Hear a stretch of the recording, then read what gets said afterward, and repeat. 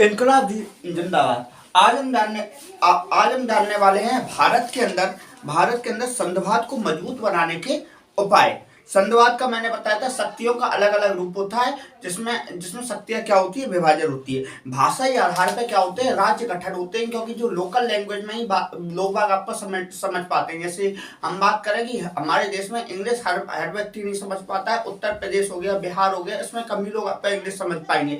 और ऐसे आपका तमिलनाडु वगैरह में आपका क्या कहते हैं, हिंदी नहीं समझ पाते हैं। हमारे देश में भाषाई स्तर पे आपका राज्यों का गठन होता है, जिससे क्या होता है कि वहां पे शासन करना आसान रहता है। और संशोधन में राज्य की भूमिका होती है। राज्य अपने हिसाब से आपका नदी पानी नदी हो गया, जंगल हो गया, जमीन हो गया, इसके हिसाब से आपका कानून बना सकता है। संघ और राज्य सरकार की शक्तियां भी अलग अलग होती हैं। और बहुदलीय व्यवस्था होती है। बहुदलीय व्यवस्था का मतलब राज्य हो गया या केंद्र हो गया, आपका अलग दो या दो से अधिक आपके दल आपका चुनाव लड़ते हैं और भाग लेते हैं, जिससे लोगों को उनकी विचारधारा के बारे में पता लगता है। तीन सूचियों की व्यवस्था। समवर्ती सूची में राज्य और केंद्र दोनों कानून बनाते हैं। राज्य सूची में केवल राज्य को अधिकार है कानून बनाने का, और आपका केंद्र और संघ सूची में आपका केंद्र सरकार कानून बनाती है। गठबंधन सरकार, दो या दो से अधिक आपका धार्मिक पार्टियों की सरकार होती है, उसे हम गठबंधन सरकार कहते हैं। साथ के साथ संविधान सर्वोच्च होता है, लोकतांत्रिक व्यवस्था होती है।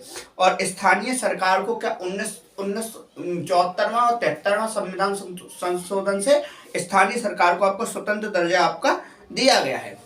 धन्यवाद।